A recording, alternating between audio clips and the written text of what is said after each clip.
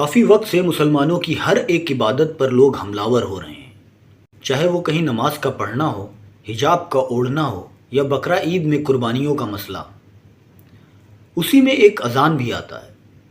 کبھی اذان سن کر غیر مسلموں کی بیٹیاں اپنی اوڑھنی سر سے اوڑھ لیا کرتی تھیں، وہیں آج اذان کے ورودھ میں ہنومان چالیسا پڑھا جاتا ہے اور جگہ جگہ یہ مانگ اٹھتی ہے کہ اذان بند ہونی چاہیے۔ اور اگر آپ یہ سوچ رہے ہیں کہ میں صرف ہندوستان کی بات کر رہا ہوں تو آپ بالکل غلط سوچ رہے ہیں۔ یہ آسٹریلیا میں ہے، یہ چائنا میں ہے، یہ امریکہ میں ہے، یہ فرانس میں ہے، قریب قریب یہ پوری دنیا میں ہے۔ یہ ساری خرابی غیر مسلموں میں ہو گئی ہیں یا کچھ بنیادی اصول تھے جو ہم بھول گئے ہیں؟ آئیے جاننے کی کوشش کرتے ہیں اس کتاب سے جس کا نام فرقان ہے، فرق کر دینے والی حق اور باطل کے درمیان، جو کتاب ہمیں بتاتی ہے کہ اس میں ہمارا، تمہارا اور آنے والے تمام لوگوں کا ذکر موجود ہے، یعنی ہر سچویشن سے نپٹنے کا طریقہ اس میں دیا گیا ہے۔ لیکن افسوس کی بات ہے کہ وہ ہم سب سے اونچی والی الماری میں باعزت رکھتے ہیں، لیکن صرف رکھتے ہیں، اور اگر پڑھتے بھی ہیں تو صرف ناظرہ قرآن۔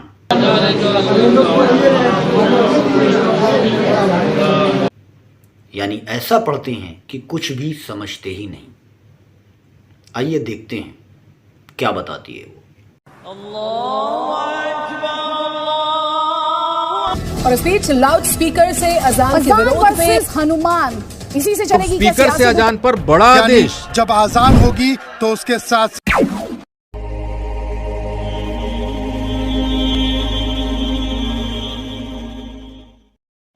اذان شبد ہے عربی کا، اور یہ اذن شبد کی جمع ہے یعنی پلیورل، اور اس کا لفظی معنی ہوتا ہے اعلان کر دینا، یعنی کسی کو کسی چیز کے لیے آگاہ کرنا۔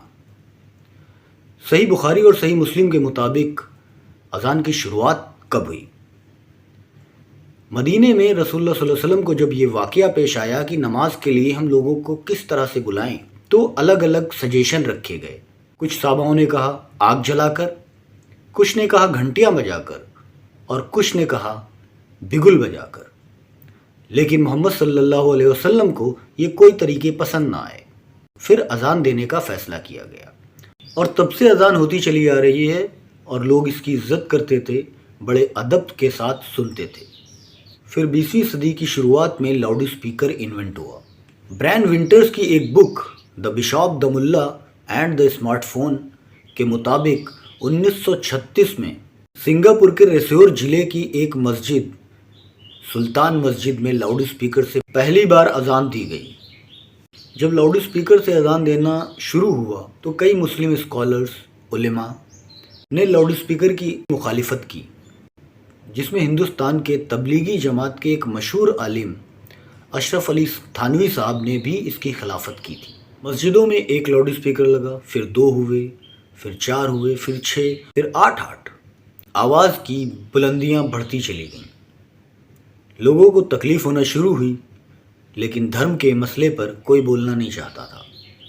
پھر 2014 کو بی جے پی کی گورنمنٹ بنی، جس سے پورے راجنیتی نے ایک دھارمک موڑ لے لیا۔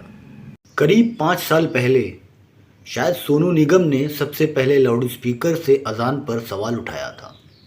وہیں احمد پٹیل نے کہا تھا کہ اذان ضروری ہے، لاؤڈ اسپیکر نہیں۔ حالانکہ سونو نگم نے صرف مسجد کی اذان کے بارے میں نہیں کہا تھا، مندروں میں جو آرتی ہوتی ہے لاؤڈ اسپیکر پر، اس کے بارے میں بھی کہا تھا۔ اذان ہو یا مندر کی آرتی ہو، کچھ بھی لاؤڈ اسپیکر نہیں ہونا چاہیے۔ میرا یہ کہنا ہے، میرے ماننا، یہ میرا مت ہے، مجھے میرے مت کو رکھنے دو۔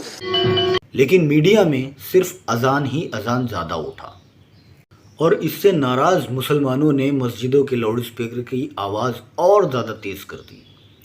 پھر اذان کا وروध بڑھتا چلا گیا، اور نوبت یہاں تک اب آ گئی ہے کہ اس طرح کے بیان آنے لگے کہ کیا اللہ اونچا سنتا ہے یا اللہ بہرا ہے، جسے لاؤڈ اسپیکر کی ضرورت پڑتی ہے۔ جب آپ کا مندر نہیں، کچھ نہیں، دیوتا نہیں آپ کے سامنے، مورتی پوجا نہیں مانتے تو کائے کو چلاتے ہو؟ کیا اس کے کان بہرے ہیں؟ تو آج جواب بھی میں نہیں دوں گا، آج جواب اللہ خود دے گا، اور اس کا جواب جاننے کے لیے میں آپ کو لے چلتا ہوں قرآن میں سورہ لقمان کی آیت نمبر 19 پر۔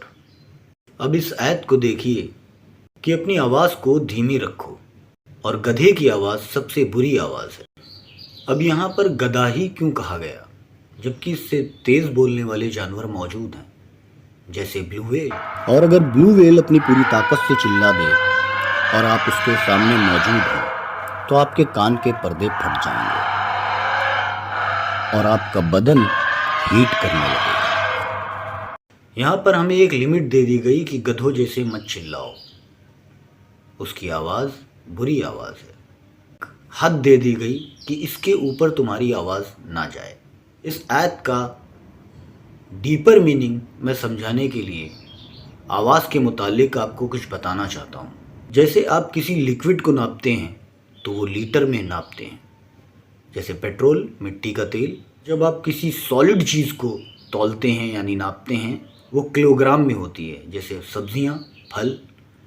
جب آواز کا میزرمنٹ ہوتا ہے وہ ڈیسیبل میں ناپا جاتا ہے، یعنی اتنے ڈیسیبل آواز ہے۔ ریسرچ کے مطابق 0 سے لے کر 80 ڈیسیبل تک ایک عام انسان بنا کسی پریشانی کے آواز سن سکتا ہے، اور 80 ڈیسیبل کے اوپر جو بھی آواز بڑھتی ہے اس سے انسان کو نقصان ہوتا ہے، اور جتنی آواز بڑھتی چلی جاتی ہے اتنا ہی نقصان بڑھتا چلا جاتا ہے، جیسے blood pressure, heart disease, hearing loss اور بہت ساری مختلف بیماریاں۔ جب آپ کے قریب کوئی پٹاخہ پھٹتا ہے تو آپ کا دل دھک سے ہوتا ہے، اور اس پٹاخے کی آواز 110 ڈیسیبل ہوتی ہے۔ اور جانتے ہیں آپ گدھے کی آواز کتنی ہوتی ہے؟ 80 ڈیسیبل۔ اللہ اکبر۔ اور قرآن نے ہمیں وہ لمٹ دے دی، یعنی گدھے کی آواز۔ اور آپ جانتے ہیں کہ لاؤڈ اسپیکر کی آواز کتنی ہوتی ہے؟ 100 سے 120 ڈیسیبل۔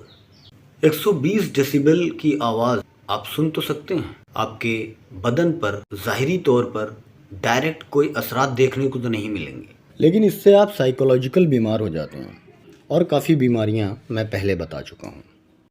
اور اس کے اوپر کی آواز کا اثر ڈائریکٹ آپ کے بدن پر دیکھنے کو ملے گا۔ اس کی میں کچھ مثال دیتا ہوں۔ جیسے ایک راکٹ کی آواز 160 ڈیسیبل ہوتی ہے، جو آپ کے کان کے پردے بڑی آرام سے پھاڑ دے گی، لیکن آپ مریں گے نہیں۔ بلو ویل کی مثال تو میں آپ کو دے چکا ہوں، اس کی آواز قریب 188 ڈیسیبل تک جاتی ہے۔ 200 اور 210 کی آواز آپ کے کان کے پردے پھاڑے گی، اور آپ کے بدن میں ایک وائبریشن ہوگی جس سے آپ کے پھیپھڑوں میں بلون بنیں گے اور آپ کے پھیپھڑے پھٹ جائیں گے۔ لیکن یہ سب تو بعد میں ہوگا، اس سے پہلے آپ ہارٹ اٹیک سے مر جائیں گے۔ یہ تو آپ کو معلوم ہوگا کہ صالح علیہ السلام کی قوم پر ایک بلند آواز کے ذریعے عذاب آیا تھا۔ اللہ کی اونٹنی کو صالح علیہ السلام کی قوم نے قتل کر دیا، پھر آسمان سے ایک بلند آواز آئی اور لوگ اوندھے منہ زمین پر گر پڑے اور ان کی روحیں بدن چھوڑ گئیں۔ اس کی مثال میں دنیا کے ایک واقعے سے دیتا ہوں۔ 30 جون 1908 کو سائبیریا کے جنگل میں ایک ایکسپلوژن ہوا اور اتنی بلند آواز آئی، 2150 کلومیٹر ریڈیس کی رینج میں جتنے بھی پیڑ آئے سب گر گئے اور جنگل میں آگ لگ گئی۔ اور 210 کلومیٹر دور ایک شخص جو آئی وٹنس تھا، وہ صرف اتنا بتا سکا کہ آسمان پھٹ گیا تھا، اور آسمان پھٹنے کے 10 منٹ کے بعد اتنی زور کی آواز آئی کہ ہم زمین پر گر کر بے ہوش ہو گئے۔ اب شاید قرآن کی وہ آیتیں آپ کے سامنے کھل کر آئی ہوں گی۔ اسی کا نام لے لے کر اسی کی مخلوق کو تکلیف دی جا رہی ہے، تو عذاب دوسروں پر کیوں آئے گا؟ ہمارے ہی اوپر آئے گا نا۔ اب آپ کا ایک سوال بن رہا ہوگا کہ اور بھی آوازیں ہیں، مندروں کی ہیں، ٹریفک کی ہیں، جو نقصان دیتی ہیں، لیکن اذان ہی کیوں اور مسلمان ہی کیوں؟ تو اس کے لیے میں ایک الگ ویڈیو بنا دوں گا اگر آپ کہیں گے، کیونکہ اس میں ویڈیو بہت زیادہ لمبا ہو جائے گا۔ تو امید کرتا ہوں کہ ویڈیو آپ کو انفارمیٹیو لگی ہو۔ اس کو لائک کر دیں اور شیئر ضرور کر دیا کریں، کیونکہ ویڈیو بنانے میں بہت محنت لگتی ہے یار, بہت انفارمیشن اکٹھا کرنی پڑتی ہے. اللہ حافظ, دھنیہ واد.